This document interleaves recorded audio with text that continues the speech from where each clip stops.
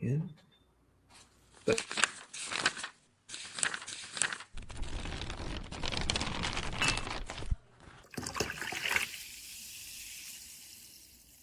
Hello, Fermented folks. We have P. Jelly Clark. All Makatsu. We have Travis Baldry. Today we have a really special guest, Leopoldo Gout. Are you reeling it in and defending clowns? I am. Earth doesn't even exist in Battlestar Galactica. This show gave me heartburn. I was like, I loves it, I hate it. It's called All Fluff. Oh! If you didn't know how I actually feel about The Mandalorian, Don't worry. this is it right here.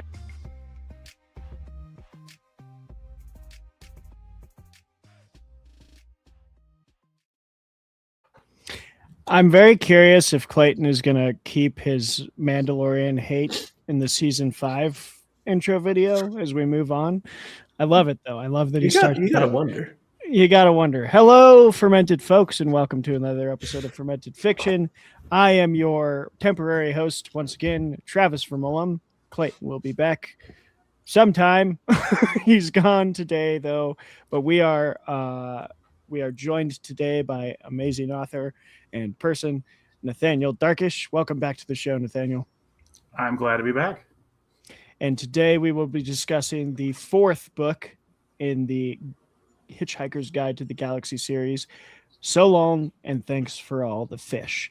We're going to do all of these, one per season. So next year is the last one, because we're not, according to Jeremy, gonna dip our toes into the ones that were written by someone else. I mean, I wouldn't go for and another thing unless somebody really makes me do that. We don't have to. So we're going to stick with Douglas Adams, and we're on the 4th one today with Nathaniel. But before we do that, we have our traditional things that we must get through, because hopefully you all enjoy them. The first one being life updates. Nathaniel will end with you and have you kind of introduce yourself to those who maybe haven't seen you on the show before and haven't met you in person. Life update. I'll go first because you went first yesterday, Jeremy. Well, that's big of you. This is going to be the second time that I gross out the audience with dog stuff, and I'm really sorry, listeners and guests. Cold poop is way worse to pick up, and I don't know why. Like, someone scientifically explained that to me, because it seems like it would be the opposite, right? But I forgot a poop bag out, and I took my dogs out, and I had to come back and get one and go get the poop. And I almost vomited, because it is really nasty to pick up cold dog poop. So don't do it. Bring your poop bags. Be a responsible dog owner. Don't be me. It wasn't lukewarm? No, it was like already cold because there was rain. So it was gross. It was real gross. Oh, so it was nice, wet and slick too? Yeah, I don't even know. That's why I say I'm sorry. I'm sorry, people. But that's my advice. Don't pick up cold poop if you can help it. Jeremy, the more you know. Yeah. Kenneth Russell, I don't know what the hell's going on either. Thank you for the comment. Jeremy, what's going on in your life? Well, I think what I need to do here now is update any regular-ish viewers, listeners, people on a sort of ongoing segment that I've been doing about, which I like to call how I fucked up my ankle pretty bad. And this may in fact be the final entry in this segment, because I am now all the way done with physical therapy. Good job. Yeah, it's pretty good. And it's got me in a fine mood. Fine enough to say Oompa Loompa the way Agent Ankle Soup. What? I don't actually know what that is. I'm looking at the comments. We're gonna lose control. We can't do it. Okay, Nathaniel. Control is an illusion. What's going on in your life? Who are you, and where can people find your stuff? Yes. So I am Nathaniel Darkish. I am a horror writer and podcaster. So if you want to check out my podcast, it's Scream Kings, which I co-host with Max George and fellow author NJ Gallegos, who I believe was recently on the show. So Yes. there's that. And then, I write horror. So I've got some stories in a couple of anthologies. The little banner there on the bottom mentions the names of those. But yeah, what's going on in my life? I just finished writing the first draft of a horror novella that is contracted to come out next October, called Tapeworms. So that one is a lot of fun. It's really gross, and it's a good time. Heck yeah! And you have the towel. Yes, I have rocking my Hitchhiker's Guide towel with the bowl of petunias. Unfortunately, it doesn't have a sperm whale with it too. And then it says, "Don't panic, remember your towel." I love it. Gotta remember the towel. Congratulations on another step in the novella process. Thank you. I've never gone through that pain, but I have heard from my brother how much it sucks to edit and continue to try and finish your book. Yeah, that tends to be the slog part. Yeah. Well, I'm excited to read it when it comes out. All right. Now, for the main part of the show. Kind of. It's one of the shortest, but we call it the main part, I think, because it kicks everything else off. The debate. Today, as I said, we are debating So Long and Thanks for All the Fish. For those of you who have not listened before or watched, we spoil everything. So if you haven't read So Long and Thanks for All the Fish, you should go do that. Or if you haven't read any of the Hitchhiker's Guide to the Galaxy, you have 3 books before you get to this one. So just go read those. It does not take very long. Catch up. They're short. He writes at a very frenetic pace. But this one follows Arthur as he returns to a somehow restored England and Earth, where everyone is under the impression that there was a giant CIA hysteria hallucination about the Vogons blowing up the planet. He meets a couple people, and normal Douglas Adams shenanigans ensue. That's all I'll say. I'm sure more of it will come out when Jeremy and Nathaniel debate and when we just discuss it. So, with that being said, do you have your D20s? Oh, yes. Okay, here on this show, we roll a dice to decide who gets to argue for, who gets to argue against. High roll is for, low roll is against, regardless of what they actually think. Gentlemen, please roll your dice. I have an 8. Ooh, wow. That is a 9. Whoa, man. All right. Oh, man. That is... By 1 point, Jeremy is on the side that is pro So Long and Thanks for All the Fish. You have 10 minutes for your debate, and it is a shared timer, so please no filibustering. But other than that, all hits below the belt are allowed. Go ahead. I've been called very mean names on this show. Get right up in there, man. Get right up in there.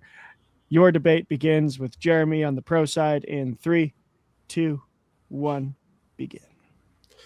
Now, look, there is so much to say about this book and really as the series as a whole, but in the interest of not being unfair, I'm going to sort of leave out the bits about how the audiobooks read by Douglas Adams are so good that they've ruined other audiobooks for me. And we're just going to take this book as it is. And as it is, this is a super interesting entry into the series. It's after all this 3-book arc of saving the whole universe and all these shenanigans, and it's this nice, cozy little story. You have Arthur Dent for once actually in his element and kind of thriving, even though it's clear that his time and space has deeply changed him, and he's basically he is to other humans what Ford Prefect has been to him. And it's this cool little thing where he wants to belong, but he also kind of doesn't. There is also a lot of great stuff where you get to see Ford Prefect in his element, which is crazy 100% of the time, and just so fun. And of course, this book does the thing that I think we were all wondering. It answers the question once and for all of, does Arthur Dent fuck? And the answer is yes. Yes, very much so. A lot. Sometimes in the sky. And that's almost nice. always in the sky. It seems like it. The only confirmed instances were in the sky, so maybe he only does it up there. And I mean, if I could fly, I obviously would. But ultimately, this has everything that's great about the other entries in the Hitchhiker's Guide to the Galaxy, but with different... It's a different kind of story. It's different stakes, and it's really something special. Is it though? Pretty much. I mean, let's talk about this, because this doesn't really feel like a Hitchhiker's Guide book. If we're arguing that this is a strong entry into the series, it almost doesn't even feel like it belongs in the series. There is no Zaphod. There's basically no Trillion. The inclusion of Marvin, the paranoid android, is basically an afterthought. Most of the book, it's really just one character doing his own thing on Earth, which is not, really dealing with the galaxy in any meaningful way, much less hiking across it. We do have someone slowly making his way towards him, but he only actually touches base with him near the end. This is, a book in a series called Hitchhiker's Guide to the Galaxy, in which there's virtually no hitchhiking and no galaxy. The way that the story is structured is really just like, hey, it's a dude on Earth who feels weird. Okay. And he meets a girl who's also a little weird. All right, so it's this just 500 Days of Summer, some cute or meet cute thing. Fenchurch is basically the ultimate manic pixie dream girl. There's not a lot that happens other than, will he date this girl? And then when they finally do, it's just, basically 150 pages of them flying around boning. And look, I get how that would be interesting wish fulfillment, but And then, finally, at the very, very end, we have a brief, let's jump to another planet. Let's see, the final message of God and see Marvin for 2 seconds, and done. So it really just feels like almost a collection of notes. And also, even though the book is very short, it feels like it really should be a short story rather than a full novel. Well, hey, I'm going to go ahead and fully disagree with that. While the story itself is very simple and very straightforward, and it doesn't have the most happening or anything happening, really. Hey, it's got flying boning, and if that's not something you want in your book, then I don't think we can be friends. But what I'm saying is, it does exactly what you want in a Douglas Adams book, and especially in an entry into the Hitchhiker's Guide to the Galaxy, where everything that's happening is given just enough context to not have to take it too seriously, to make it so that if you don't fully understand what's going on, it's pretty clear that it almost certainly doesn't matter why something is happening, because of this crazy universe that even the Earth cannot escape being a part of. But it also it does it in such a way that you don't then not take things seriously, that you don't want to pay attention to what's going on. The book straight up says, hey, we're going to be doing some boning for a while. if that's not your jam, you can skip to the last chapter. Marvin's there, and it's fun and it's good. And I love a book with the confidence to just dare you to not finish reading it, knowing full well that you're gonna. It's incredible. Or is that just Douglas Adams admitting that this is kind of a bad book, and you might as well just get to the part that actually has the characters you care about? See, I absolutely don't think so. And you know why I don't think that Douglas Adams thought this was a bad book? It's because of Rob McKenna. He got just basically, he finished writing this incredible, well-beloved series, and he's like, you know what I'm gonna do? I'm gonna write about one miserable bastard and how it always just rains on this guy just cuz. And it's so good, and it's got all this weirdness that, if anything, it shows that Arthur Dent had this idea of the world as being this safe, normal, perfect place, but there was all this weird shit going on, and he just was not paying attention until he became one with the universe, which it absolutely seems like he did. But it doesn't even really bother telling us how he even got there. It just feels like sloppy writing. And also, this book seems to matter so little that The Hitchhiker's Guide is a trilogy where there are 5 books, which tells me books 4 and 5 are kind of not even worth picking up because even the author doesn't really acknowledge them. Books 4 and 5 are maybe the most interesting part of the series, if you're asking me personally, which it seems like you just did. So I'm gonna just go on, because this book is super interesting because after all the plot and saving the universe and everything, you are kind of left with this, oh, well, what now? And it does, and I will give you this, it does feel like something that he wrote just because he was probably asked to.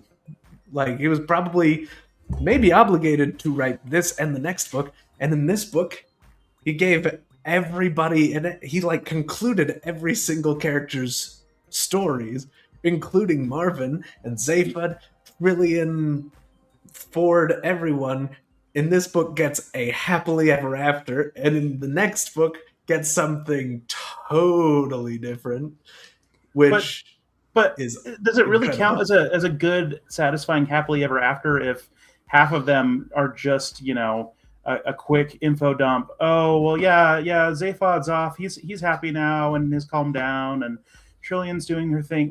Is that really a happily ever after? It just seems like it's kind of a phoning it in. Well, I mean, Zaphod's story kind of ran out of gas halfway through the last book. So, I mean, yeah, it makes sense that he's not going to be involved in this one story on this one planet where he for sure is not going to want to be, And there's... Well, and I don't blame him. It seems like there's not much story to be in. I mean, yeah, there is so little for him to even try to be involved in. It would be shut so up, much Jeremy. Shut it. You quit. You sew that trap shut. Also, I don't know how we do it so often. I'm probably going to jinx us for the next one.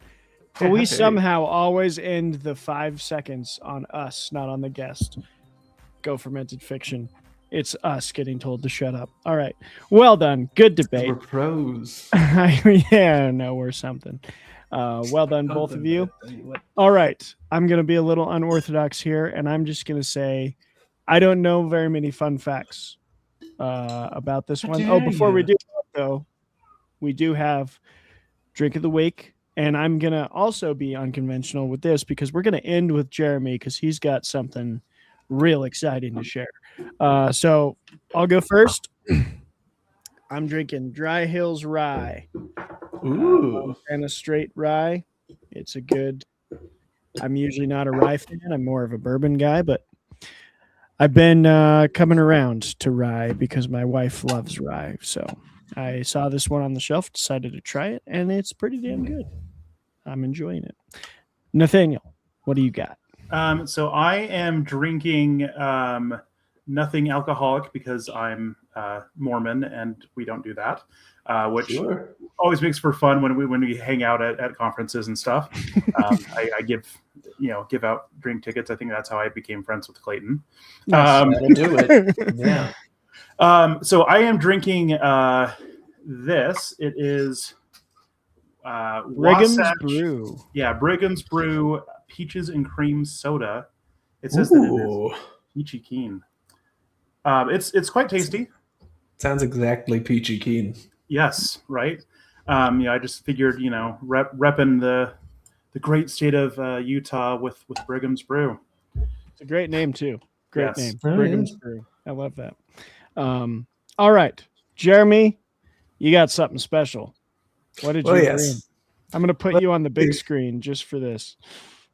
Wow, that's incredible. See, what had happened was I spent the last year, really exactly 1 year, doing research and development specifically for this episode and the next episode that we do on the Hitchhiker's Guide, trying to recreate the Pangalactic Gargle Blaster, which I don't know if you've ever looked up recipes for this, but they all sound uniformly terrible. Even the one from How to Drink, I love Greg as much as everybody else, but he did not do it right. He made Old Jank Spirit champagne, which is crazy. That's crazy. Greg, get help, and I love you. But, because, look, it's a serious business, and there are a lot of things that we have to try and figure out to make this happen. Because most of the ingredients happen to be made up and don't exist on Earth, you have to make some substitutions. The first thing to substitute is Old Jank Spirit, which I assumed was whiskey, specifically a bourbon, and even more specifically Jack Daniels. Because the guide says it's what they drink in the mining belts of Orion Beta, and during the gold rush, the drink of choice for miners on Earth was a bourbon whiskey. Yeah. And since it's something for people with, like, jobs, Jack Daniels, perfect choice. I think that's great reason. That's great. Yeah. Great logic. Hey, I'm putting in the work around here. Mm-hmm. Not for anything important. Just kind of this, actually. Then we needed water from the seeds of Santraginus 5. Import fees are terrible, so I just went with club soda since it's salted and bubbly. Fair. And you'll want that because, Phalian marsh gas also has to get in there. Right? Right. Now for Arcturan Mega Gin, we'd probably just do gin and ice. You do lose the benzene that way, but that's just as well because of how it causes cancer in humans. Yeah. Yeah, it's terrible. Then you've got, of course, the qualactin hypermint extract, which we absolutely cannot get around here. So instead, I went with the Fernet Branca, which is bitter, minty, and makes this taste like it's from another planet. So that's good. Now, rather than trying to source the tooth of an Angolian sun tiger, went with some fiery ginger syrup. And, gives you a little bit of burn. In place of the Zamfer, got edible gold glitter. And for the olive, I went with an olive. And then I added lemon juice because it tastes better that way. Bold choice with the olive. Hey, and show us what it looks like. Show us what it looks like. There it is. The Pangalactic Gargle Blaster. But I don't know if it's fully a Pangalactic Gargle Blaster because you're not recoiling in horror when you drink it. Because it's supposed to feel like having your brain smashed out by a slice of lemon wrapped around a large gold brick, and I don't see that level of reaction. That's because I'm all dead inside. Don't worry. This is basically like a mugging, expensive and bad for the head. I think you have earned, sir, a round of applause. Well done. Well done.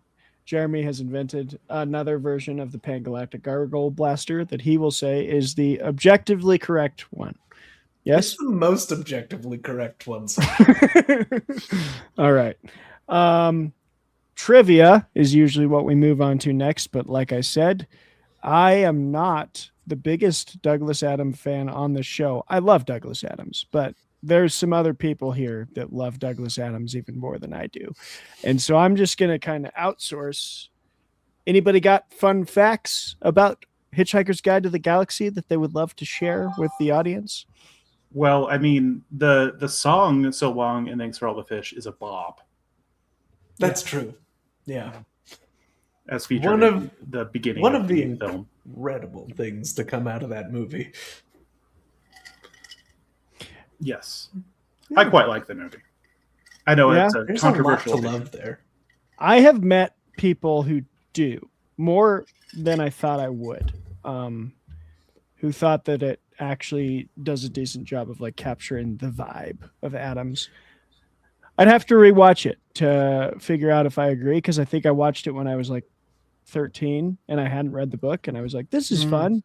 And then I read the book and everyone was like, it's not fun, it sucks. And I'm like, I need to revisit that. But I just don't think that you can do better than, their version of Marvin. Like, their version of Marvin is, in my opinion, just exactly perfect. Like Alan Rickman, how can you even come on? Mm-hmm. I think the casting in that movie is fantastic. Just on a Sam Rockwell is Zaphod. Sam Rockwell is the man. Like, dude, what more do you want? Sam Rockwell based his performance as Zaphod Beeblebrox off of Elvis Presley and George W. Bush. That is a true fact about the world we live in. That's amazing. That's amazing.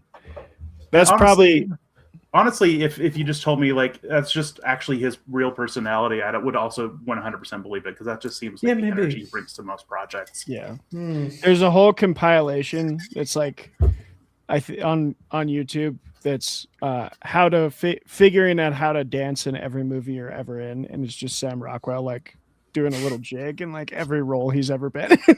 Even Moon, which is one of like a really depressing film. Mm-hmm.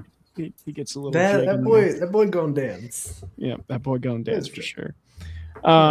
Jeremy, you got any fun facts that maybe you haven't shared, or even ones that maybe people haven't heard that you have shared about Hitchhiker's Guide? Well, here's one fun fact that I found, and I think it is relevant to this book, because I think part of it is a little bit autobiographical, wherein Arthur Dent goes to buy a computer and he ends up buying the Apple.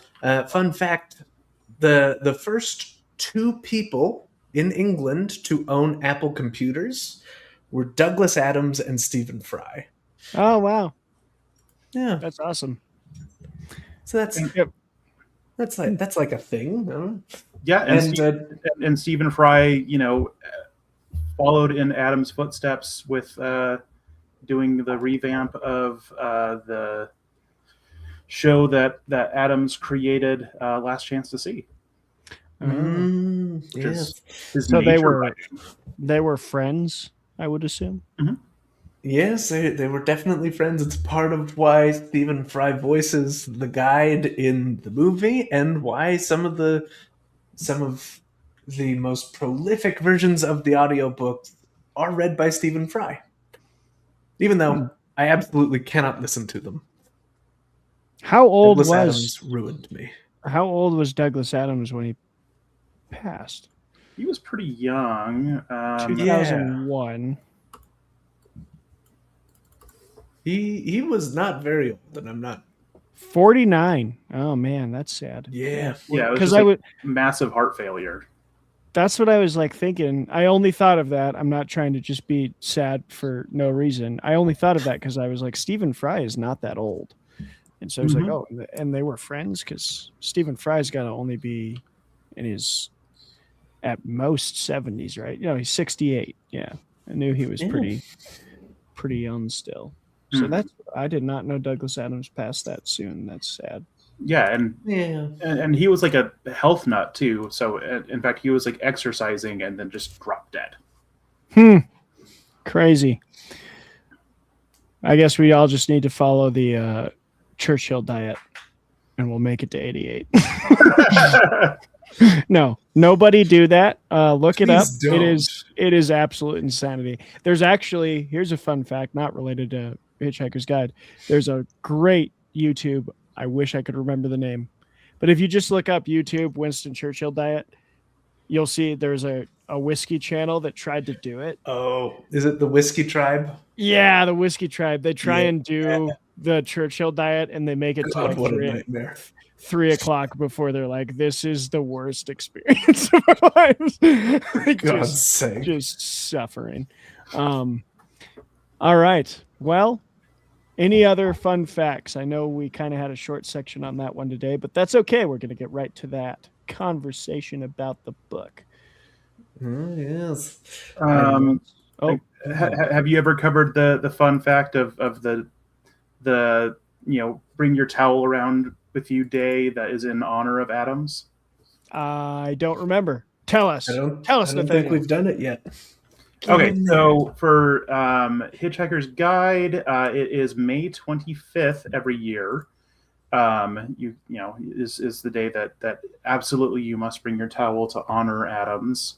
And I guess, just to show my level of very specific nerdiness, I have been doing that since junior high school. So hell yeah. Yes. Yeah. I would have a towel, it'd be like the last week of school. I'd be walking around with the towel. People were like, what? Why do you have a towel? What? But now I have a very It's specific so towel. useful. My special. But through that, did you get any of your students into Hitchhiker's Guide? Yes, I did. Nice. Well done. You're doing the Lord's work out there, the people's work there. You absolutely are. Yes, I shamelessly just shove all of the unhinged, wonderful, writing of Adams and Pratchett and lots of other good stuff. I'm constantly corrupting the youth. It's great. Corrupting the youth. Love it. All right. Anything else? Sweet. Nah, well, let's Nathaniel, it is the time. I'm going to put you up here in that corner, the main spotlight. You were against. So now the whole audience wants to know, were you lying? Do you actually dislike So Long and Thanks for All the Fish? I do not dislike it. I would actually say it is one of my favorites in the series. Like, all of the points that I was making, I think, are very valid. I think that it is a weird, orphan child in the series in terms of just, it doesn't really fit the tone or the overall feel. But I really liked that, deep character exploration. I really like, seeing Arthur on display in such an interesting way and actually getting inside his head and having a character that he can relate with for the first time. I wish it had a little bit more of Marvin. I wouldn't have minded having a little bit of some of the other series regulars, but as a whole, I really enjoy seeing Arthur. I really think Fenchurch is really a charming character. I quite enjoy having her in the series. So yeah, I would say I like it better than it's probably my second favorite book in the series, next to the original. Okay. Yeah. All right. Jeremy, were you lying at all, or are you a fan of this book and you were telling the truth in your pro position? Oh yeah. Hey man, I love this book. Frankly, I love every book in the series. The trouble I run into is when I try to rank them, and then I remember this book has one of my favorite things in all of literature, and then I move on to the next book this one also has one of my favorite things in all of literature, and this one is absolutely no exception. And I love this book and the next book are such a fun and interesting phase of the series in that like both books serve as like a very definitive end to the series in two distinct ways. And it's incredible. Now look, because this episode was scheduled for May and then it got rescheduled for July, I did have time to listen through the audiobooks read by Douglas Adams 2 full times in preparation for this, and it's incredible. And I've mentioned it before, but these audiobooks have ruined other audiobooks for me. Like if I'm listening to something on Audible, I have to speed it up like a minimum of like 20%, but usually I like if I'm sitting alone, have a book in my hand to follow along, 2 to 3 times the speed, just to get through it. But these are the only books I've ever found, and specifically read by Douglas Adams, that I don't have to speed up at all because his delivery is so engaging and fantastic, and you also get to hear him try to pronounce iguana, which is terribly fun. For anybody who doesn't know, iguana every time without fail. Iguana. And if you've never heard Douglas Adams try to do an American accent, you should. It's great. It's great, and this book specifically does obviously have a few of my favorite things. One is the introduction of Rob McKenna, which is, Rob McKenna was a miserable bastard and he knew it, and goes on from there, and it's just so good. And it also has the description of Wonko the Sane as basically being a Voltron of David Bowie's and beach furniture. And it's I love Wonka good. the Sane. He is one of the best characters in the whole series. He's incredible. And in my headcanon live action adaptation, he is played by George Clooney. Nice. And yeah. Like now George Clooney, or like what era? Now George Clooney. Now George Clooney. Like gray George Clooney. Yes. Oh, yeah. George Clooney that you could see being just a bit weird to put people off until he realizes, like, oh, you guys have the same fishbowl too. Yeah, So I could see him bringing like his like most men who stare at goats energy to that. Yeah. Ooh, yes. That's good. Yeah. Well, I have to admit, even though this was rescheduled, I didn't read the book. I've read 3 of these books. I haven't got to this one yet because my TBR is way too long. But I'm whittling it down, and I will get to this one. I did read this synopsis, which I know is not a substitute at all. But I'm very curious to see how I like it because, I'm a Zaphod guy. He's so fun, and he's not in this one, so I'm very curious how that's gonna. He is fun. That's true, but I would say this has probably the best moment of Marvin. Yes. Like really like end of his life, Marvin, looking at the final message from God is probably like one of the biggest series highlights for me. He's that moment is It's incredible. Better than him depressing the AI tank to death. That part is hilarious. That is so good. I loved that part. Yes, that's fair. I really enjoy that as well. I laughed out loud.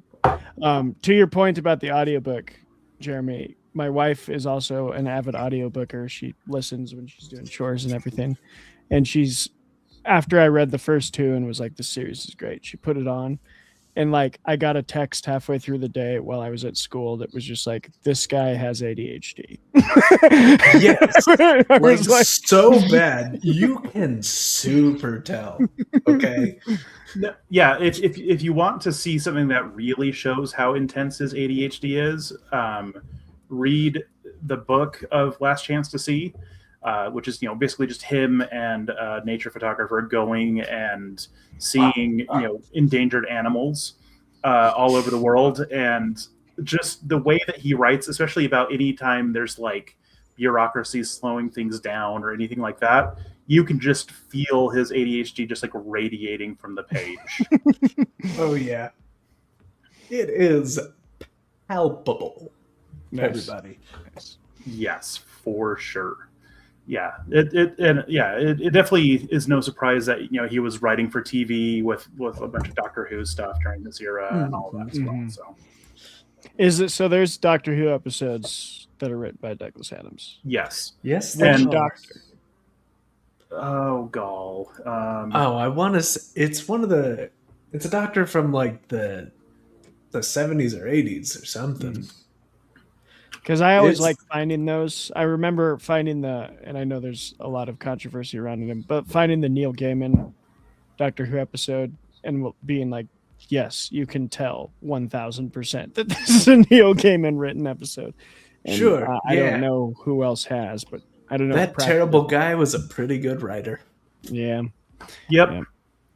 and a pretty terrible person. Yep. So, what a fuck. Yeah, it looks like he was mostly writing for the Fifth Doctor. Okay. I can't remember which one is which. Oh my gosh! And he wrote some skits for Monty Python. There we go. Oh, sick. That sounds so right. I love Monty Python. And apparently first- in a couple of the skits. The first episode of Monty Python, I've watched maybe like 50 times because I just like start the series and get so in love with the first one with the pigs, the squealing pigs on the chalkboard count. So good. Monty Python's Flying Circus is a work of absolute art.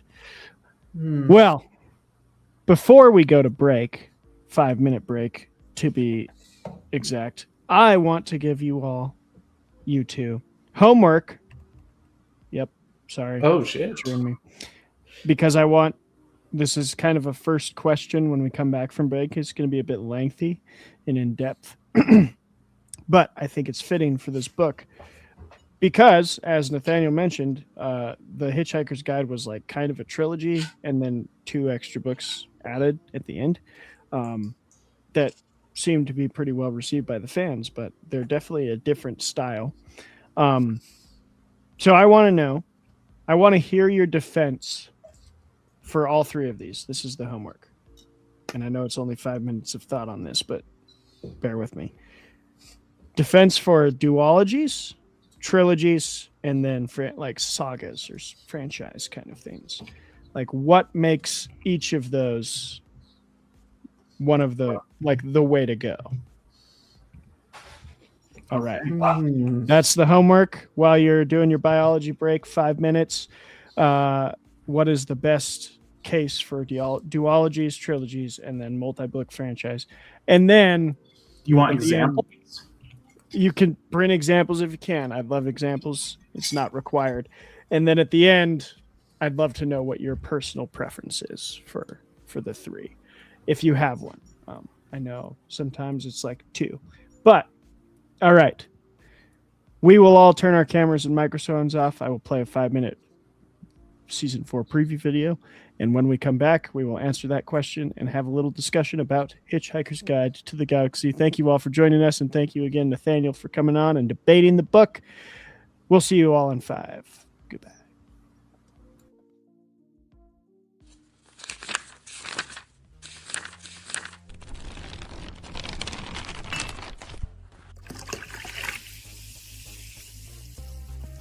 Hello, Fermented folks. Welcome to another episode of Fermented Fiction, the first of our new season, and I believe it's season 4. The show where we drink beer and argue with each other and bring on really awesome creative guests.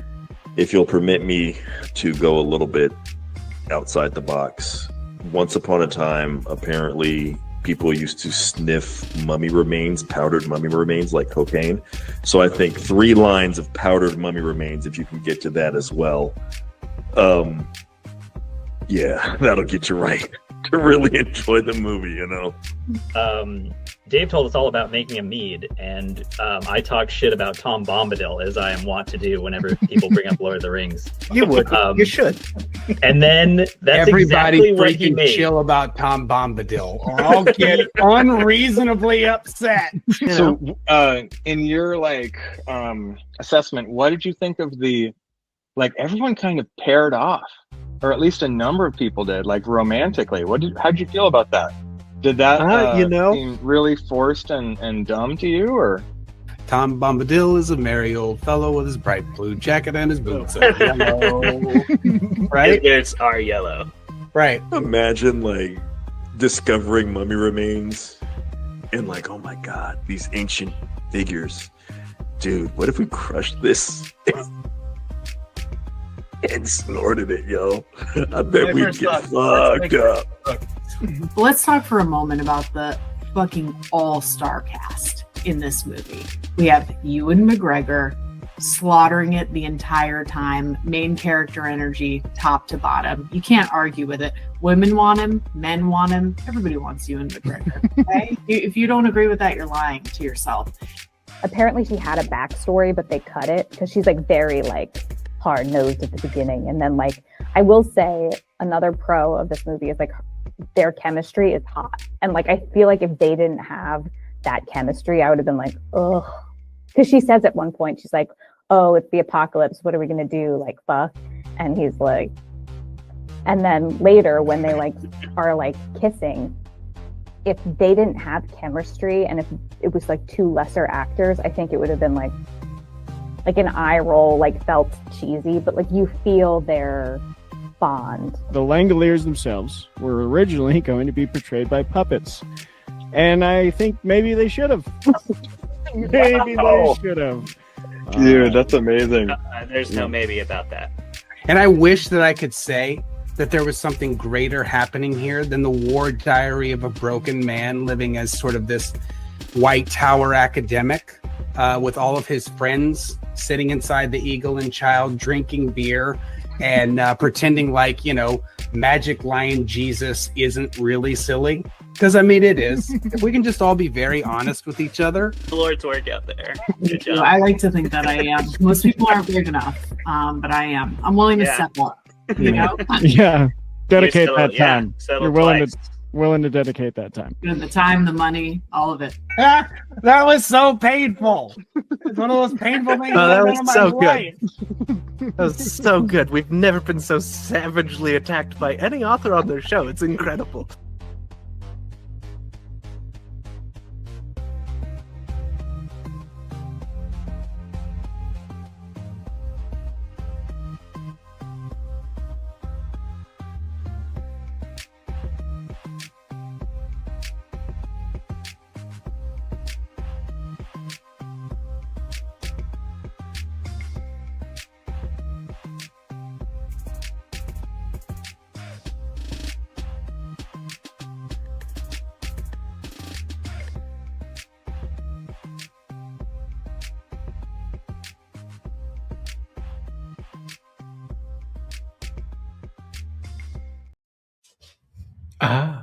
Welcome everyone. Like, comment, and subscribe. Or else. Please like, comment, and subscribe. Also, I noticed as the season 4 preview video I played was counting down that our break was 4 minutes and 30 seconds. So I'm sorry. It was a little short, but hey, rude of us. We're back. So we're going to start with you, Nathaniel. Did you have enough time to think about my homework? Yes. What are your defenses and what is your personal preference? Okay, so duologies work great when we are talking about a story that is kind of a complete story, and then we have a second story that's kind of dealing with the aftershocks of that story. So great example here would be something like how we have The Shining, and then we have Doctor Sleep, where The second story is really all about, what does this do to somebody's life? Or, what is the social situation like once this kingdom has collapsed, or whatever it is, for the story. I think they work really well for that kind of thing, where it's usually big events, and then what are the repercussions of that event? So that's what I think works great for duologies. Trilogies are great because it feels like it's a more planned out, cohesive story. Of course, Lord of the Rings is kind of the pinnacle example of this, but it's just kind of naturally fits the sort of 3-act structure that like our brains feel really comfortable with. It feels nice. We get sort of the beginning, middle, and end, and it's a good way to pace a larger story without getting super bloated. And then, when we're dealing with like longer series, I think, really the biggest reason that one would want to go with like really long series tends to be to meander, to explore, to, look at a world from a bunch of different angles. And, for me, this is what like Discworld does amazing, where, each story in this, massive series is kind of doing its own thing. It's exploring a different facet of the world or a different moment in these characters' lives, or, is riffing off of some other idea. But it's within the larger framework. A lot of times authors, spend so much time building a meaningful, interesting, well-developed world, but then they only tell one or two little stories in that big world. And I like when, series can really sprawl out and tell different kinds of stories in it. I guess another great example of this would be Lois McMaster Bujold, her Vorkosigan saga, where it's this big sci-fi epic, but some of these stories are like political thrillers. Some of them are war stories. Some of them are,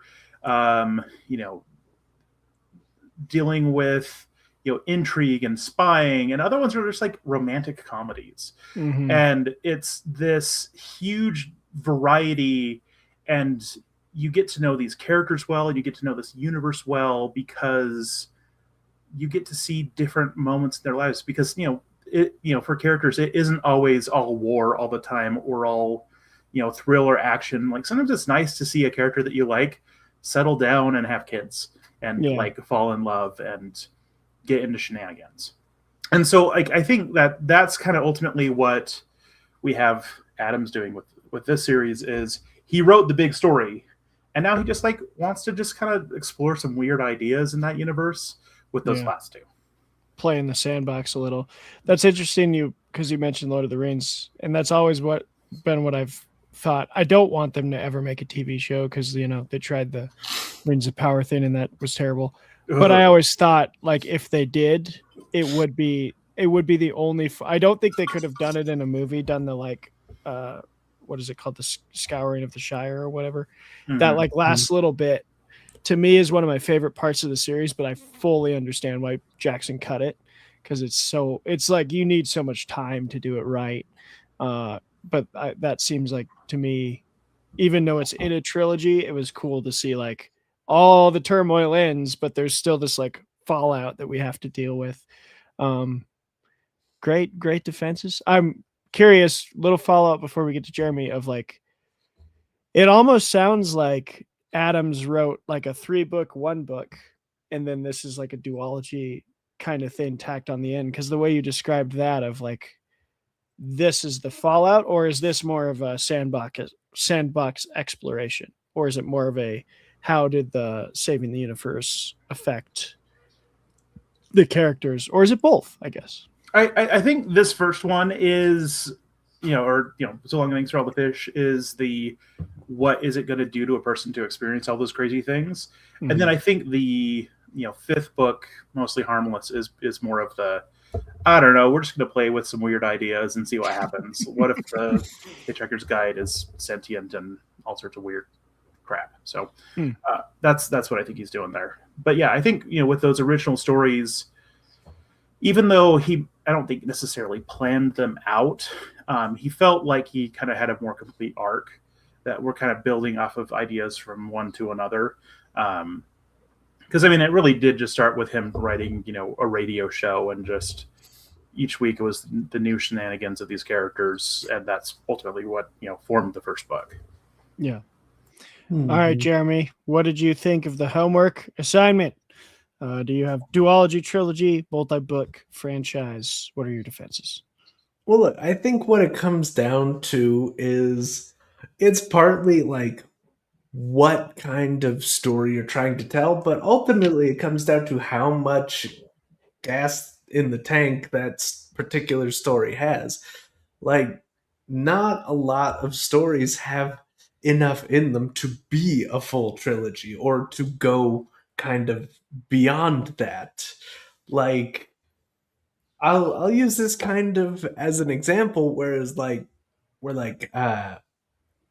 The Legend of Korra, which has its fans, has its detractors. I consider myself a fan, but I think the first season of that show is incredible, and the second season shows that maybe it should have only been one season, and the following seasons after that were incredible. Sometimes the best show on TV. But it's not a show that initially had enough gas in the tank to be what it ultimately became. Yeah. And I think we get that mainly now with people complaining about Marvel movies. Like, oh my goodness, it's still more Marvel, and there's not enough there to keep people interested if you're just telling the same kind of story over and over. I don't know. Personally, I love a story that fits into three bits at most, and then it's done. Because to borrow a phrase from somewhere, it's a good story is like a good bowel movement, in that it's really only satisfying when you're finished. Yeah. I do think there's a problem in a lot of, at least in film, I see where they won't, at least in America in film, they won't kill the thing. And I think that happened with Marvel. We see friggin' Robert Downey Jr. is coming back as Dr. Doom, and it's like Iron Man's arc in the 23 films was so done. It's perfect. Leave it. It's done. He died. He had a great death. We're done with that. But no, we're not, because they want to make more money off of Robert Downey Jr. Yeah, I agree. I think when we have these big sprawling series, it really kind of boils down to, why do you keep writing in the series? Is it just because people are throwing money at you to continue to do it? Is it because you actually have good ideas? I love when series will continue and sprawl and do interesting things because the author still has cool ideas. Pratchett never wrote a Discworld book where I was like, oh, I don't know, he just kind of phoned that one in. They're all good ideas, but and he was writing killer books all the way till the end, but it's not it's not just doing it because people were expecting it. Whenever he wanted to do something else, he did. So it really just needs to be, you tell the story you want to tell, and if you have more story, awesome, write sequels. Or if you don't really have anything and you're kind of forcing it, then you kind of have The Legend of Korra season 2, which has some good ideas, but is kind of a hot mess. We just this endless sprawl. But I think fresh ideas, new ideas, meaningful stories that continue to expand and explore is ultimately whatever it needs to be. It doesn't have to be 2 or 50 or whatever. It can be whatever size series it needs to be, as long as it's right for the story. Yeah. I'm curious to hear y'all's thoughts too on, because that's a different thing with Avatar versus Korra, of we get some character callback, and same with these books where you see some of the people from the original 3 in this one, but not as many, it sounds like. And in Korra, you get a little hearkening back to the old Avatar and the characters we grew up with. but then it's like it's a new Avatar with a new cast. And so that's like that sandbox thing. So I guess my question in here is kind of, what do you gravitate towards more? A series that's maybe both of these hypotheticals are long series. One of them follows the same group of characters all the way to the conclusion of like a pretty lengthy story.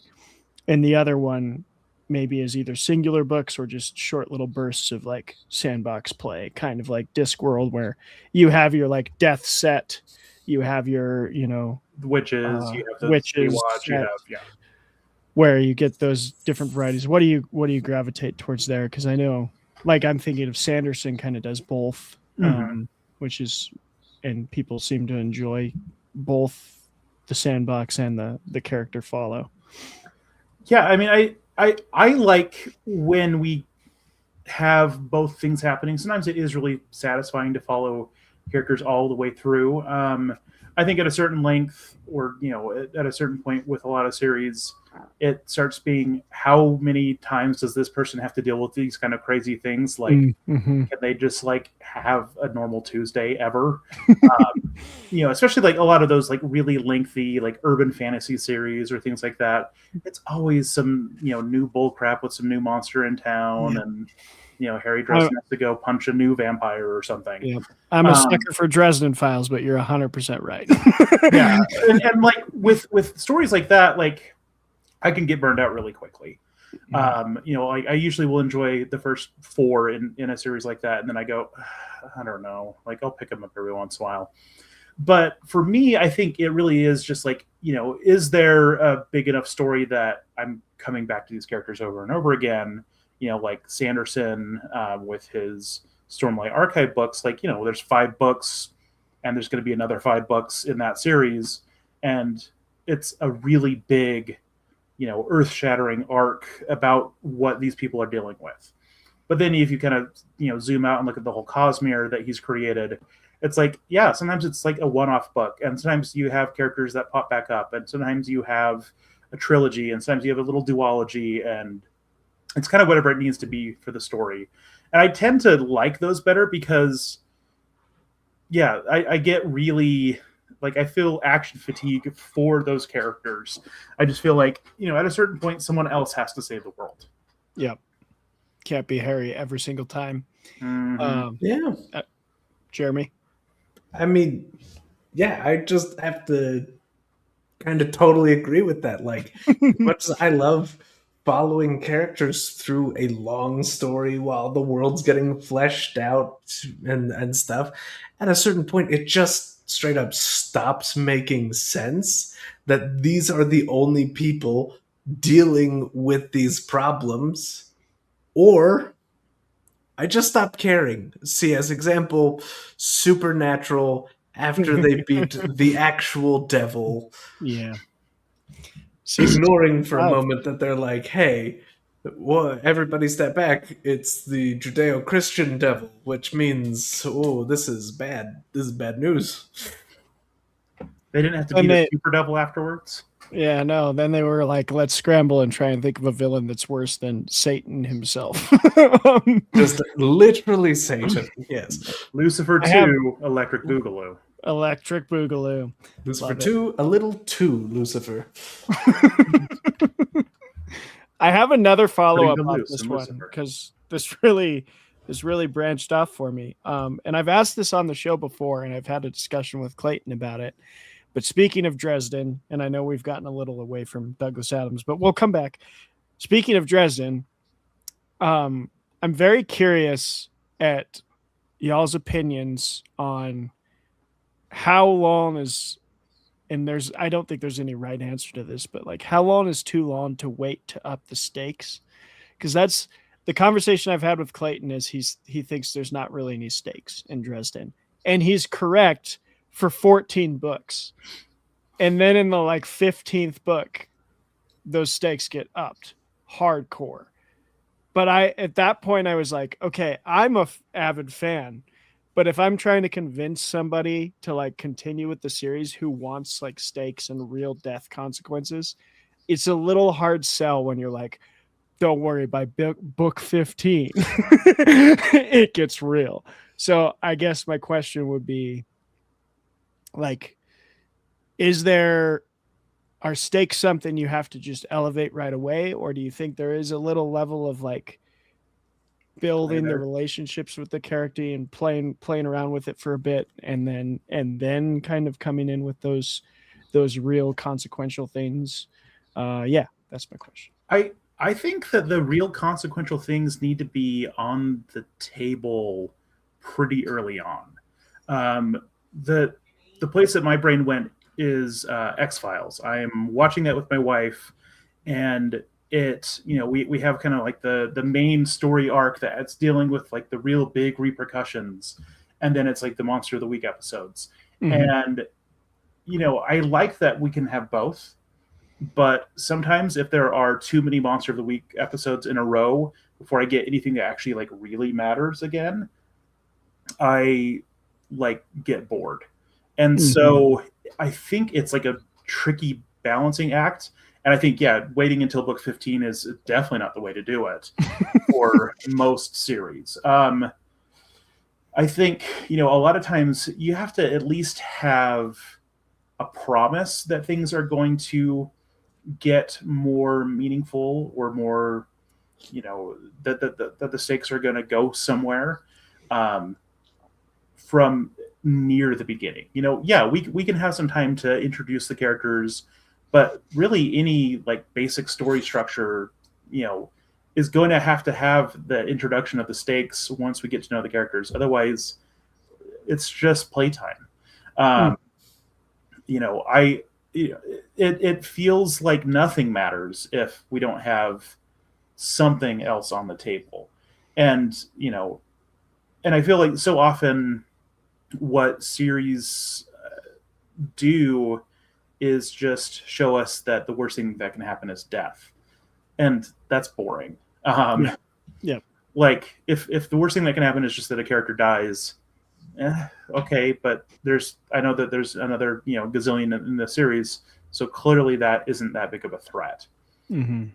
So the thing that needs to be on the table needs to be deeper, more meaningful. I need characters to actually want something, and have that taken away from them or denied them or whatever it is. And so those stakes need to be present, or story just doesn't really mean anything. Not to say that we can't have fun smaller stories, but it needs to, like, if I don't have but what about that other thing in the back of my mind, nagging at me, then I just kind of don't care. And things can change, and the stakes can change, and probably should change, especially as these big series go. But when I just don't even have any like real stakes, I just kind of don't give a crap, and it just stays that way. Yeah, I like the point you made too of it doesn't have to be death. It made me think of earlier. I thought of this. My wife was audiobooking Game of Thrones in the car, and I saw the Eddard chapter, and I was like, "Oh, you're on the first book," because we know Eddard's there, so you're on the first book. But I thought back to when I watched the show, and episode I think 8 or 9 is when he gets executed, and then that moment didn't hit me as hard as the next episode when his head is on the stake, and like his daughter sees it, and it's like this man who is this like honorable knight of great renown, the good guy, is reduced to like a corpse, and his kids have to see the repercussions. So I think you're right about like the death was bad, but the real stake was like, oh, the king's no one to mess with, your status can disappear in an instant, and like all that you do in your life can be reduced to you being a puppet on a like piece of wood. So I think you're right that like death is a way, but there's so many other ways to set up those like really consequential parts of a story. If your character, then you have a very boring character. Jeremy, and thoughts? I mean, Oh yeah, I've thoughts. I've always got thoughts. Like if we're bringing it back to even specifically this book, uh, for those who have read the rest of the series and of course the following book in the series, uh, like you'll know that for the main character, death is pretty much off the table. Like we know that it is actually impossible for Arthur Dent to die because he hasn't been to Stavromula Beta yet. So like, and it's just one of those things where just the kind of story you're telling just should inform the level of stakes. Like it should tell you what logically is the worst thing that can happen to the characters should they, not succeed in what they're doing, fail in some kind of way. And, here implicitly, death is kind of off the table because it wouldn't make sense in this sort of rom-com setting for, like, Arthur Dent to fail hitting on Fenchurch and then be killed. Because there wouldn't be any. There is a logic to the universe that we're being presented with. It's bananas, but it's there, and that's just one real thing. Like you can go to just automatically death, but I agree with that not being like a super interesting thing. Like most of the time it is more interesting to like have to live with the consequences of what you've done. And that is one of the gripes I had with the movie Weapons, where like all the like any of the characters that got mind controlled or whatever and did stuff that was too bad all ended up dying, so no one would have to kind of face what they were made to do. Except for like the children getting released at the end. Spoilers for Weapons, if for anyone who hasn't seen it. I thought that movie was okay. I was a big fan. We have an episode on it. Go watch the episode, please. Yeah, go watch that episode. Your comments made me think of a book that's weirdly regaining a high amount of popularity as like a gateway drug into the classics, which is Count of Monte Cristo. Because that was probably my favorite. My favorite element of Count of Monte Cristo was I expected the revenge to just be like elaborate ways of killing every person that wronged him, and it's like the movie, like the movie, but no, it's like so much worse. he manipulates marriages to make people like marry their or like be in families with bastard children they didn't know existed, and like all this stuff. And every time it like hit a point of that, I was like, oh yeah, that's way better than what I thought was going to happen. So I could see why that book is gaining popularity again, is because it's very excitingly written, and the sort of plot lines are all end in a very satisfactory way, even if many of them make zero sense logically, but who cares? It's a fun book. And it has a great scene where a dude does hashish and then makes out with a statue. Yeah.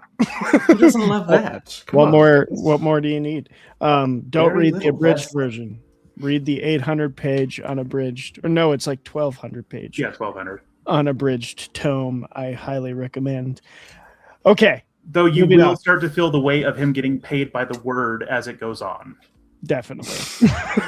A couple of the like French high society conversation scenes, I was just like, okay, buddy. Hey, he was just a smart businessman. Yep, 100%. He made his money. Yeah. All right. Nope, go ahead, Nathan. I was just going to say, and just freaking ruled. Freaking great author. For sure. Okay, next question. And I'm going to kind of try and circle it back here to Douglas Adams, but we can branch out again. I want to know from the author perspective, Nathaniel, and Jeremy, you're writing a book, not That's published true. yet, but you're writing a book.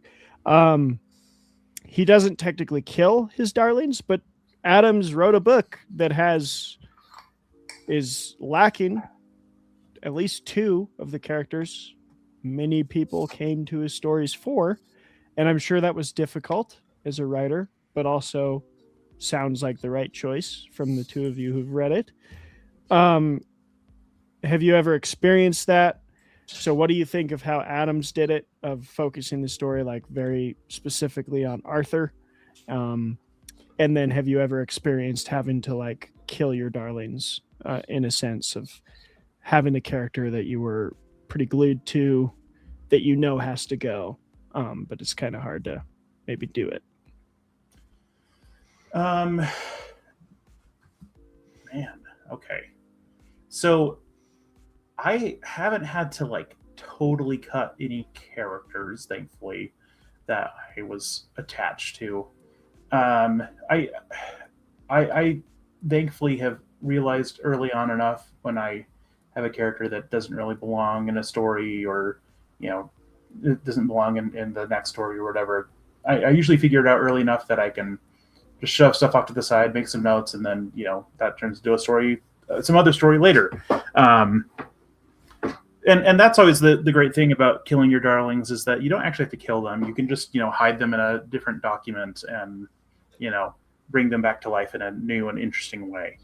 I feel like in this case it was definitely the right call, because it was telling the story that he needed to tell. If he was stopping and going off to Zaphod, well, then we would just have random asides. It wouldn't have anything to do with the plot of this story, the character arcs, anything. Honestly, as was briefly mentioned during the debate, like, he kind of dropped those characters like 2/3 of the way through the previous book, and I felt like that was a little jarring. But ultimately, like, if the characters don't have anything to do, why are you messing with them?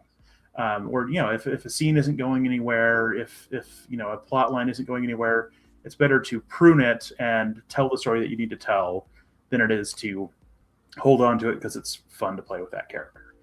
I think that is often what good editing is all about, but hopefully that can be avoided just by good planning in the first place, and kind of realizing what is the story I want to tell, what things are actually telling that story, and what things are departing from it and might be a fun scene but doesn't actually add anything. I think you're like 100% right about that. Like, if you ultimately can't answer the question of like, oh, why is this character here, then they really shouldn't be. Like, there probably is a way to include Zaphod and Trillian in the book, but it's so much more trouble than it's worth, and it fundamentally has to change the story that you're trying to tell to make it make sense for them to be included. Like, it shifts the reader's focus too much. Like, they are characters for when the story has higher stakes than Arthur Dent trying to pork down. Like, there's no trying. I was gonna say, it sounds like he successfully porked gets there, dude. Everywhere, flying around. He gets all over there. It's not just porking side down, of a flying plane, up, all sorts of down, left, right. There is a vector of pork going on. It's like the Konami code up in the sky. Oh yeah. Roger. What's your vector, Victor? I love it. Totally. You know what this weirdly is bringing to mind for me is especially what you said, Nathaniel, about like you don't always have to kill them, or they can be set aside in like a side story. For teaching, I've been doing a lot of reading about George Washington. and I'm reading Chernow's biography on him right now, which is a tome. But that's like a weird thing too, of even in historical books and in nonfiction, you have to like kill your darlings of a sense. I'm sure there's like people in history that the historian is like, this guy's awesome, but he really has nothing to do with Washington. Like, I can't write about him. And then you'll see him pop up in a different Revolutionary War story or something. And that's like, oh, I bet that's just a hard choice to make as both a fiction and a nonfiction author, to be like, oh, I love this person, but I can't put them in this story because it doesn't make any damn sense. So, yeah, I mean, fascinating. You know, how many books about the French Revolution are there that don't mention, you know, Alexandre Dumas' dad, who was absolutely like a crazy badass, one of the most interesting people in like all of history, but like so many stories don't ever mention him, much less that he was like an important general and all of that stuff. Yeah, you learn about him when you pick up a book about him, not when you're just reading about the French Revolution. Yeah, or the one I was thinking of was I'm trying to find who I'm really bad with names, people. I swear I know what I'm talking about. John Adams's family doctor was one of the first major deaths in the Revolutionary War. He died at Bunker Hill, and I found one series by Nathaniel Philbrick. He wrote a trilogy, and the first book is called Bunker Hill, I think is what it's called. And it follows him. And it's like, the guy has such a fascinating story. He's like John Adams' family doctor. He knows George Washington personally. He's like educating the kids of several of the founding fathers. Everybody loves him. Like, he's like this renowned figure, and he gets shot on Bunker Hill and dies. And the book is basically about his story and like how people dying like that started the fury towards the British. Anyway, I get to the Bunker Hill part in Washington's biography, and there's like, it's like one sentence where it's like, this guy died. And I'm like, oh man, like there's so much more behind that. But I also understand why you didn't go into it, because it has nothing to do with George. It's just, oh yeah, his friend died, and it was really sad. It's just one of those things, man. And like in this series, like if we're talking about Zaphod, his whole deal wraps up at the end of the second book. And like the third book has him like kind of grappling with fulfilling his life's purpose and being super listless after that. And if all that happened after that is that he settled down and like just being happy, quiet somewhere, that it wouldn't make sense to kind of throw him into like what happens in the next book, where like maybe the universe is at stake and there's a lot of things, but like he already did his shit.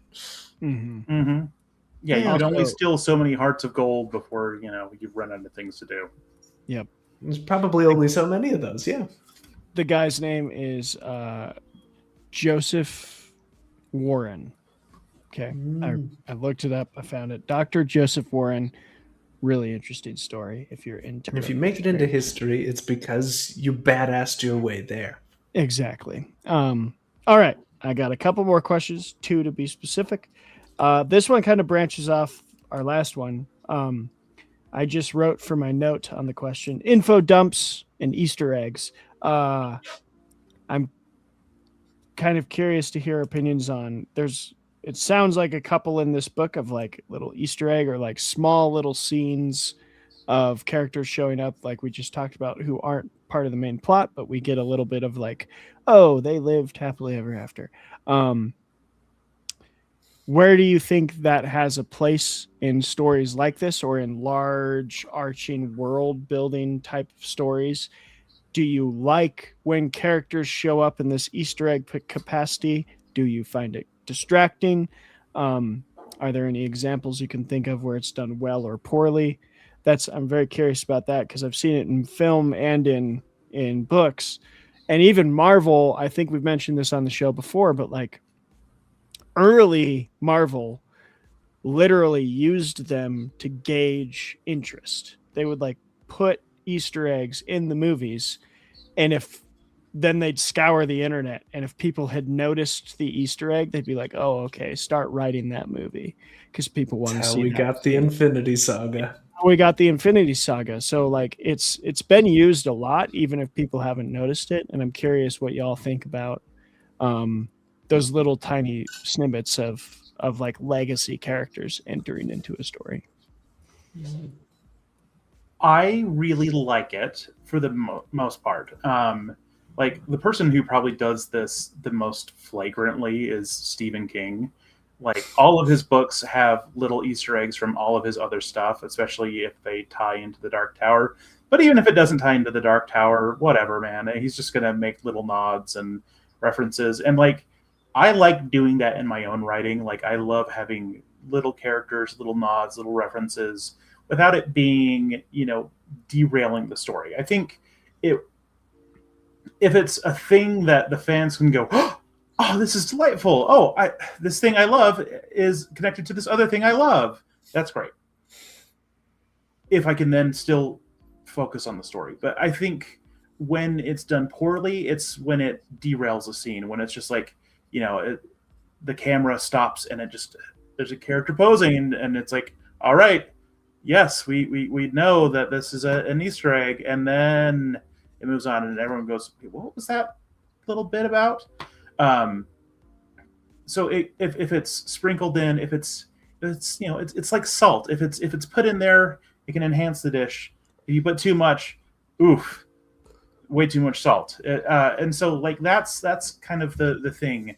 And like even the writers and creators that I like doing that, sometimes they do it too much. Every once in a while there's a Stephen King thing that I'm like, really, do we really need to like stop and think about the ramifications for this whole greater universe now because of this dumb little aside, when now I don't care about the weird little story about the unhinged secondhand store that's selling people their heart's desires or whatever. So it needs to be placed well, but like, I don't know, I'm a sucker for good Easter eggs, and I am the kind of person who loves to follow certain creators down their whole rabbit hole. I read all the Stephen King books or read all the Brandon Sanderson books or whatever, and I get to enjoy those and talk about those. It's the fun thing that you get to chat about with your friends once the movie's over, right? Oh my gosh, did you see this? What could that mean? What's the bigger implications? That's a fun thing after it's done. But when I'm in the middle of it and then I have to stop and think about those things, that's a problem. Yeah. I think you're absolutely right. The thing about Easter eggs, and I've said this on the show before, it's a thing where it has to, like, the story has to work whether somebody knows what you're doing there or not. Like a near classic bad example of this, I feel like, is Luke Skywalker showing up in The Mandalorian, where it's like, haha, remember this is flippin' Star Wars. And that's, I feel like that might border on a hot take. I feel like a lot of people loved the Luke Skywalker. Look, I get I'm with you. loved it. I'm with you, but I feel like it wasn't strong storytelling. No, it wasn't strong storytelling. Look, the thing they're counting on, and honestly correctly, is that everyone in the world has seen Star Wars, so they know who Luke Skywalker is. But like, if you're treating it like they haven't seen the Tridge or anything like it, then that's just, like, honestly really confusing, because the cinematography and music and all this other stuff is treating this like, oh, this guy's really big and important, and he just kind of shows up, and the story doesn't treat him like he's important. The story just treats him like he's there and now he's gone. And so if you don't already know that he's important, that's like super confusing. Like, could you have imagined that scene in Andor? Like the middle of this dark political Travis? spy thriller, and it's just like, oh, but Luke. Like Luke's here. Travis, I'm going to tell you right now, I have not watched any part of Andor. Dude. Okay. That is the correct thing to do because, very hot take, Andor is boring as hell. Shit. No, Nathaniel. We got to talk about this yeah. StokerCon. I'm an Andor fan. I love Andor. Okay, this is. We know.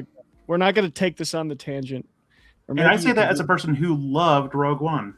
You might be on the Rogue One kind of flipping rips, dude. Did we do an Andor episode already, or can we invite We did Nathaniel not, back? because if we had, I would have watched at least 3 episodes of Andor. Yeah, 3 minimum. Nathaniel, Andor episode. Okay, season okay. 5. Dude. I don't know how I can defend it if I end up rolling that way. That would be a rough time. Let's flip and ride, man. I think it'd be a great show. I mean, I guess I could talk about pretty cinematography or something, but That's true. That's always the go-to. If you roll high on something you don't like, you talk about performances, you talk about cinematography, all that good shit. I just did it last episode. You did it just the last episode. Last episode.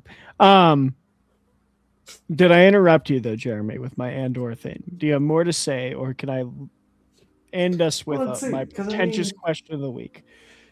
Ooh. It's related. It's related. You to know, I everything. love a good pretentious question. I think we covered everything because honestly, my thoughts on Easter eggs are not that complex. Like they should add, but they shouldn't ever subtract if you don't already know. Which you kind of do have to assume that whoever's picking up your book or watching an episode of your thing has never seen or read it before. You got to try and win them every time. Mm-hmm. You know?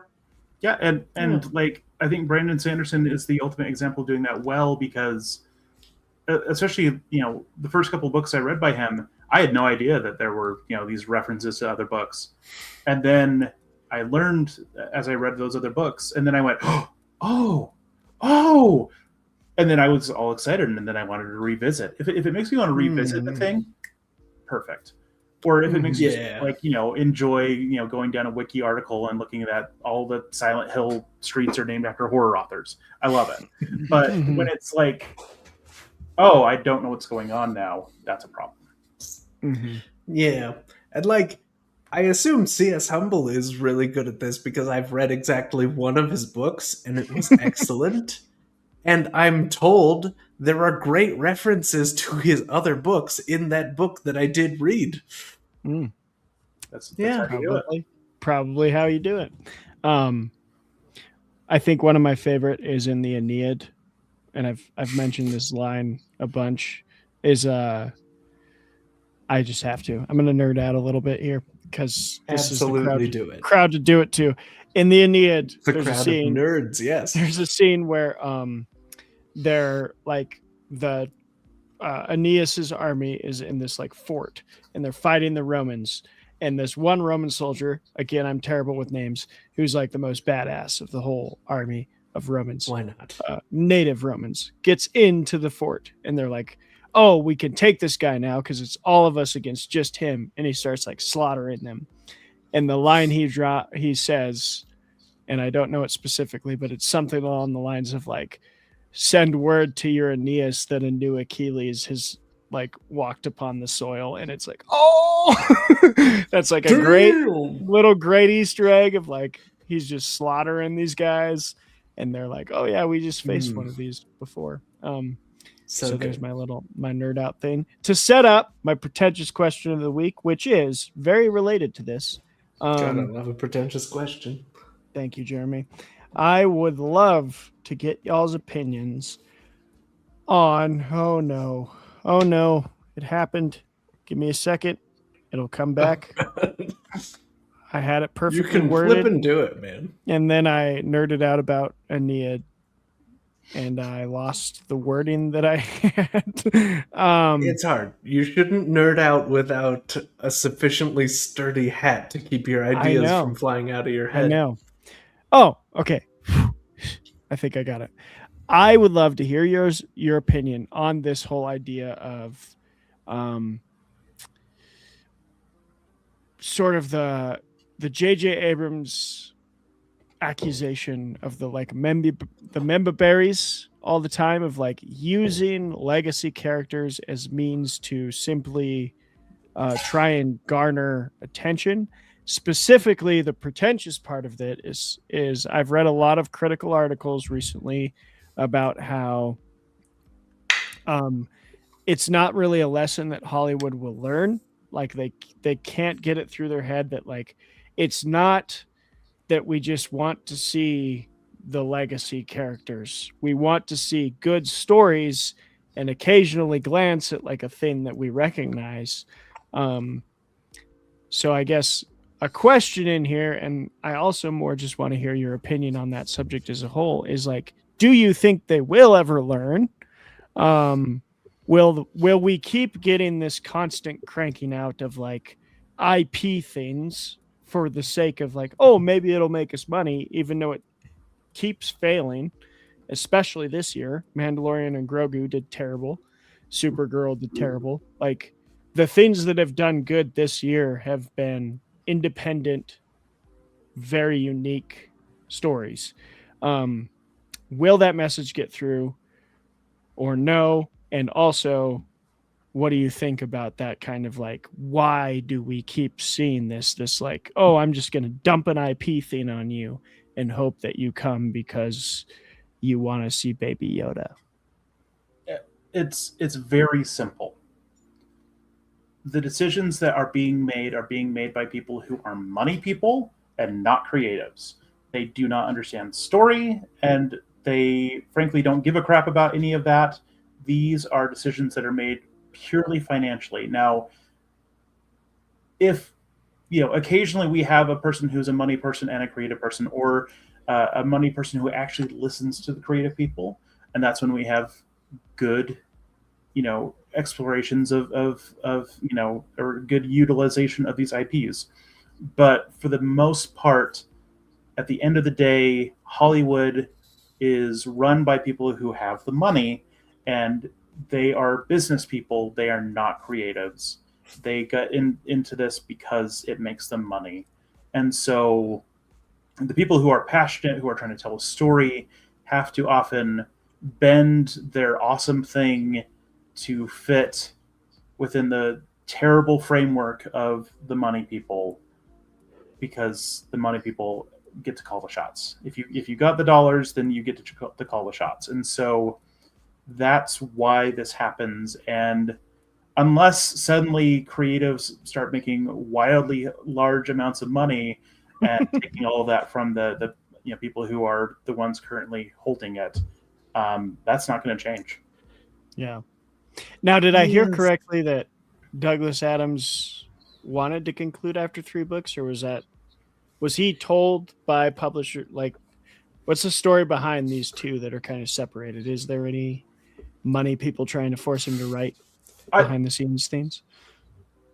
To the best of my knowledge, from what I was reading, and a lot of this is coming from having read The Salmon of Doubt, which is the 3rd Dirk Gently book that wasn't finished, but it also has like lots of other things about Adams and his life, and it has essays and all of that stuff. If I am remembering correctly, and I read it a long time ago, so big caveat. I believe that what it was is that the publisher said, we are interested in doing more, and he had an idea for So Long and Thanks for All the Fish, and then he didn't really have as strong of an idea for Mostly Harmless, and also he was kind of just in a bad mood with the world with Mostly Harmless, and so he just kind of used it as a vehicle to put all of the things he was frustrated about, more than telling a specific story, which I'm curious to see what you guys end up thinking about that one, because for me, it's very darkly funny, but it's more like an angry man is being sarcastic, Yeah. more than I have a really cool idea for a story. Season 5. yes. Season 5. We will talk 5. about it. Jeremy, what do you Hey. think about IPs being shoved down our throats and legacy characters and all that jazz? Now, look, ultimately, to answer the question of will Hollywood ever learn, I'm going to side with Nathaniel with the answer of no.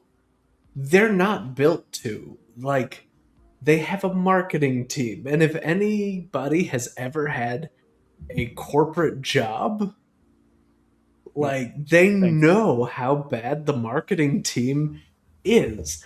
And how much power they have. They have so much power, it's crazy, and they make such decisions that you would really never understand. Now, point of context, I worked at a Golden Corral for 20 entire years. Now, for even more context, that was starting at the age of 9 when my parents opened Golden Corral. Still, I worked there. Now, what you have to understand about a marketing team is they don't actually care whether you make money or not. They care about getting people in the door. In terms of a movie, it's people into the seat of the theater at least one time. That's why you get things like what happens with Supergirl, where they don't actually care whether the story is good or bad, or whether the movie itself is good or bad. They care about getting one person into one seat one time. That's why they spoil everything in trailers. That's why so many great ideas get shot down. I mean, even just in my personal writing career, I've had editors say, I wanted to buy your book, but the marketing people said no. And that is a frustrating email to get. I guess that's what people have a crazy amount of power, dude. That's what blows my mind, though. Is like, and I'm not like I agree with both of you. I don't think they're going to learn their lesson. But what blows my mind is they don't seem to actually, like, the marketing team is saying, like, this is what gets butts and seats. But then they don't seem to actually see what actually gets butts and seats. Like, Obsession is at $405 million, almost $500 million. And it has, like, I think the lesson that they're going to take from it is, we should recruit this director for the next IP movie. And it's like, that's the dumbest thing you could possibly take away from that. Well, look, the thing about a marketing team is that they know what has worked. They don't automatically know why, because they're not the creatives behind the process. They know for a fact that they can get at least one other story from the writer and at least one other movie from the director, and they can up both of those projects' budgets by $50 to $100 million and probably get a return on their investment. And that's the only thing they realistically know how to care about. And I guess that's what I'm saying is, like, they're not going to, like, Supergirl is a prime example. There's no return on investment. They will not make their budget back. It's not going to have, like, they're not going to profit it unless a miracle happens in the next 2 weeks. But, like, its numbers dropped so hard in the second weekend. But Nathaniel, I think I interrupted you. Sorry. Oh, no. I just, I saw a meme the other day that perfectly captured this. Because it basically they just took a screenshot of an article saying, like, Hollywood agencies are now scouring Reddit for short stories that can be turned into movies after the success of Backrooms. Oh man! And so then the person's response was taking one of the 2-sentence horror stories. I feel the anesthesia take hold as I lie on the surgical table. Just before I pass out, I hear the doctor say, "Move him to the penis explosion chamber."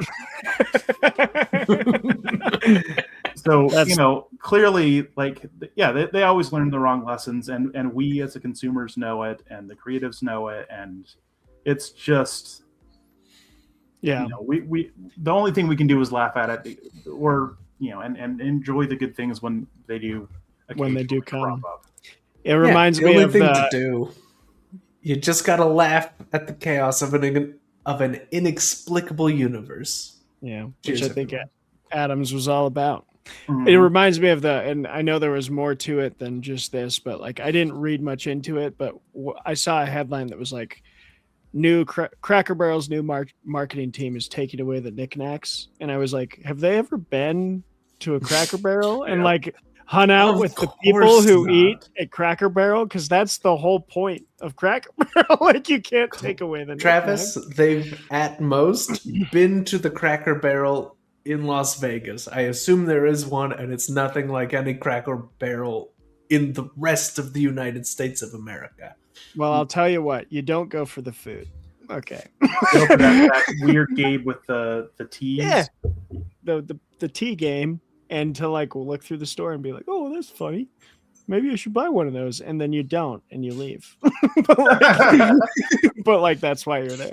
Anyway, we should have ended with Jeremy's perfect comment about the chaos of the universe, but I talk too much. Ew. So we are going to rate this thing.